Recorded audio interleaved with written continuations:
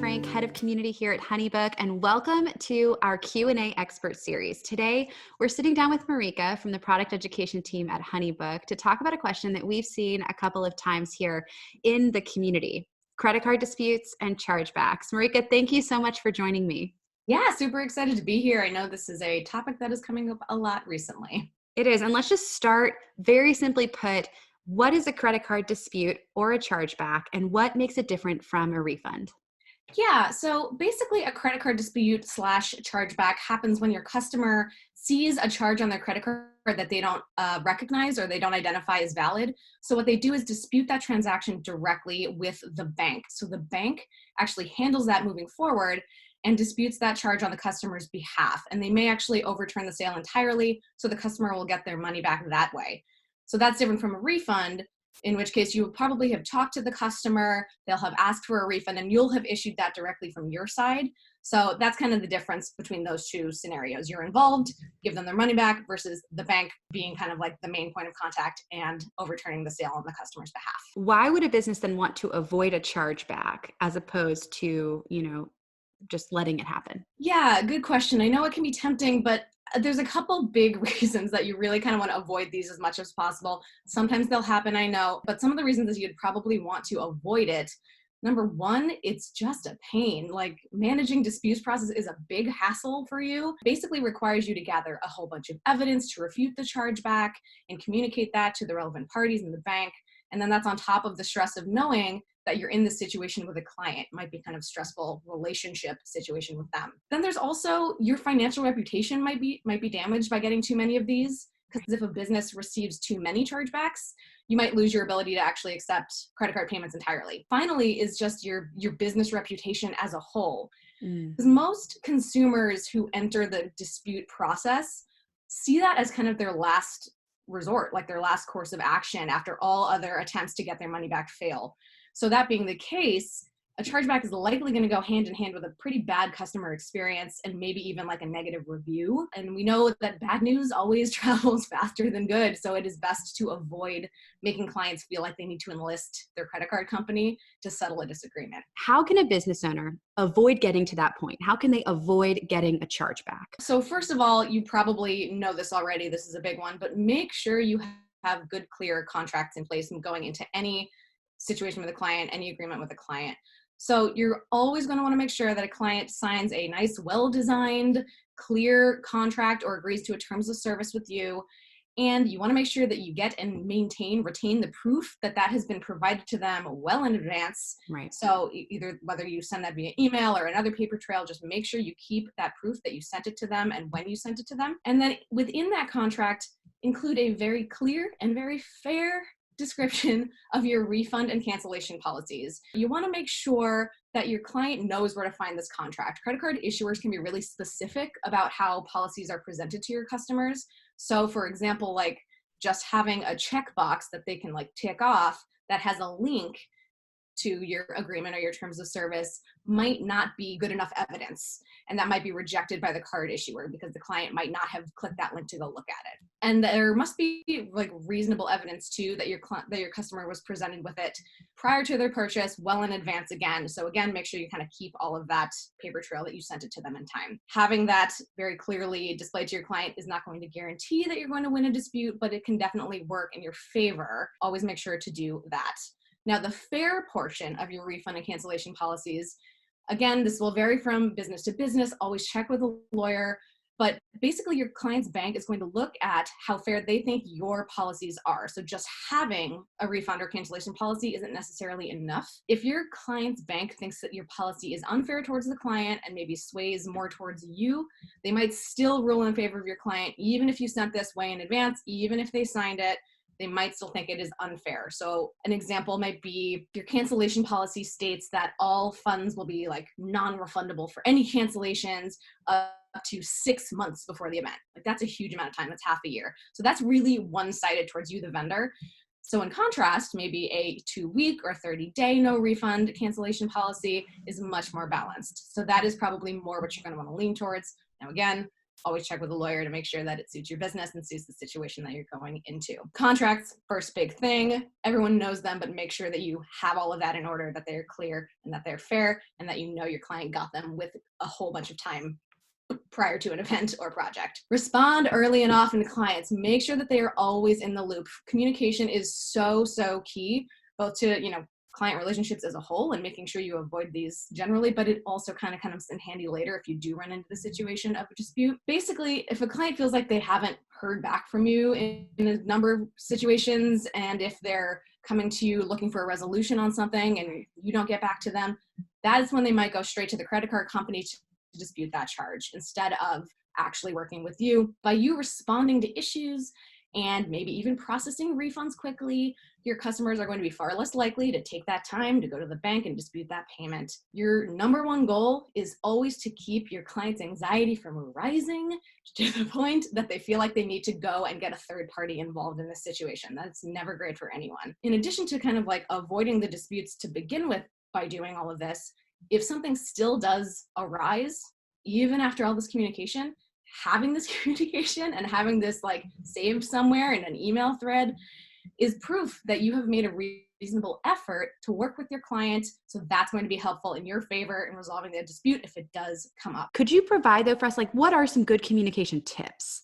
Yeah. Is there some way that we should be thinking about this communication? So in the case of a customer coming to you, maybe asking for a refund, or maybe there's some other sort of, problem that's arisen, just go in kind of presuming good faith, right? You don't want to go in feeling combative and starting off on that foot.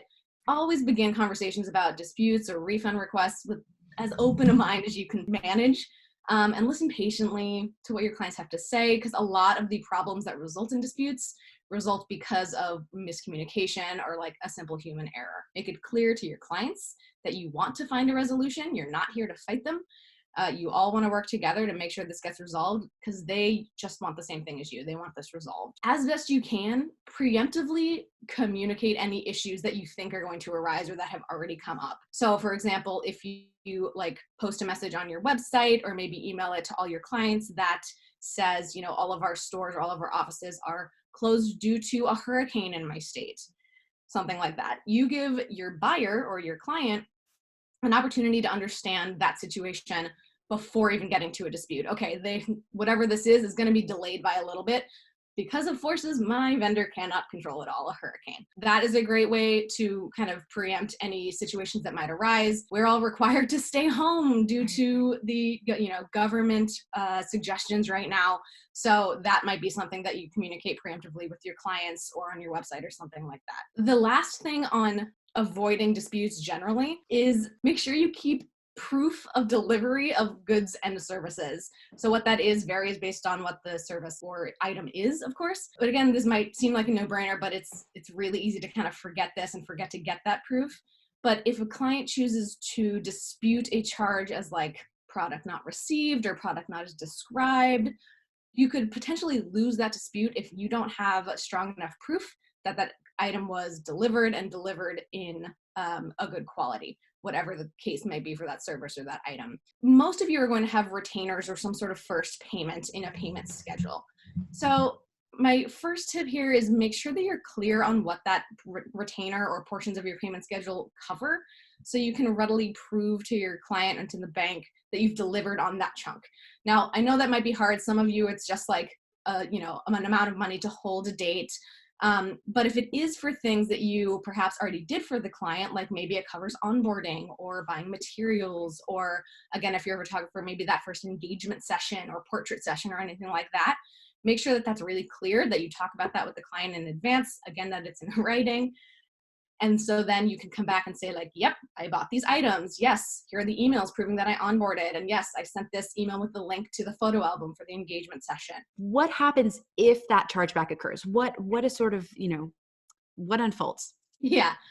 So basically what happens, so again, a chargeback is the result of a customer disputing this directly with their bank, right? So even if, whether they see it on their statement and they're like, I don't recognize that charge, or they're upset about something, so they go directly to the bank, they're going to go to the bank, and this chargeback is going to, first of all, require payment upfront to compensate for any money being returned to the client. So that's kind of like the first thing that'll happen.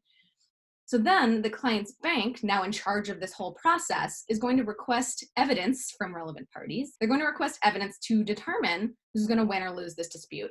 So this is where you're going to come in with all of that stuff that you, Natalie, just mentioned, all of those proof of deliveries, all of those email chains that you've had, all of the things that you can do to prove that you actually delivered on the services tied to this amount of money. So you're going to provide all of that evidence you have to the bank, and then the bank is going to review that evidence.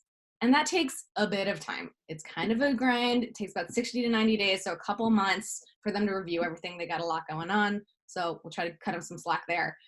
Finally, they're going to come back after that time with a resolution in favor of or against the client. So if the bank resolves the case in your client's favor, your client's just going to receive that money back. So that's basically all that's going to happen. It's going to go back on their credit card. If the dispute is resolved in your favor, no further action on your part. You're done. You keep the money. The client doesn't get the money back, and that's basically it. Unfortunately, the kind of third party, like if you're working through us at HoneyBook, for example, like we don't have the ability to decide who wins or loses a dispute. So the company that the transaction actually went through is not in charge of that. It's really just entirely up to the bank to determine who wins or loses. The other thing is that once that decision is made, it's pretty much final. Like you can appeal, but that is, again, a whole big process. So for all intents and purposes, once that decision is made, it is pretty much final. Now, important to note that some companies, including HoneyBook, do have a disputes team. We take our job at the disputes team really seriously. We want to do our best to make sure that we help you gather that evidence and support your case to the bank as best we can. What is your biggest tip in navigating these hard conversations with clients? Though these situations can be tough, look at the long term versus the short term of this, like what this situation means. Like everything that happens in life, you can turn this problem into an opportunity for a great client experience and for great customer service, and prove that your clients come first.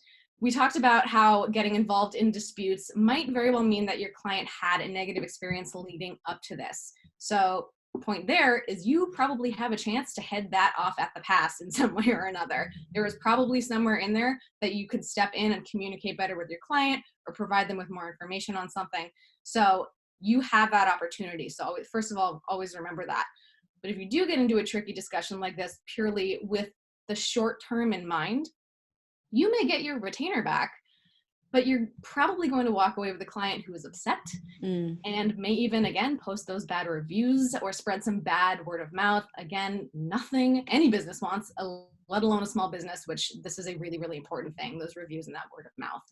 However, conversely, if you can resolve this quickly and kindly, and you've maybe even in the client's favor by perhaps willingly issuing that refund before even getting to that dispute stage, you may, again, now lose out on that one retainer, but you are so much more likely to earn that client's trust back, maybe even their loyalty for future projects, since they know that you are going to treat them well, even in a situation that does not serve you. So situations that begin in this sort of precarious place, but that you turn around can have a real impact. Maybe even a bigger one than if it was just like smooth sailing all the way through. You have proven that in the face of adversity, your client comes first. And that means a whole lot to that individual client and anyone that they talk to. But serving your clients super well, with much patience and with much kindness from the start, even if it occasionally does mean short-term inconveniences for you, can result in incredibly positive outcomes and more business for you in the long term. So I think that's my biggest tip. Think long-term versus short-term, even if it's hard. Gold, gold, gold. None of us want to be in these situations. And when you can show up and serve a client well in spite of whatever it is that all of us are facing, you're absolutely right. Marika, thank you so much. Thank you so much for joining us and just sharing all of this knowledge with the community. We really appreciate it. Anytime. I'm happy to help out. And if there's any other questions, you guys can always reach out to our HoneyBook team, and we're happy to answer anything you got. You can either email concierge@honeybook.com, or if you have a HoneyBook account, you'll notice a teeny little question mark icon in the bottom right corner of your screen on your desktop. Click that and you can chat into our team. They're available 7 days a week. Always get in touch via chat that way or via email at concierge@honeybook.com.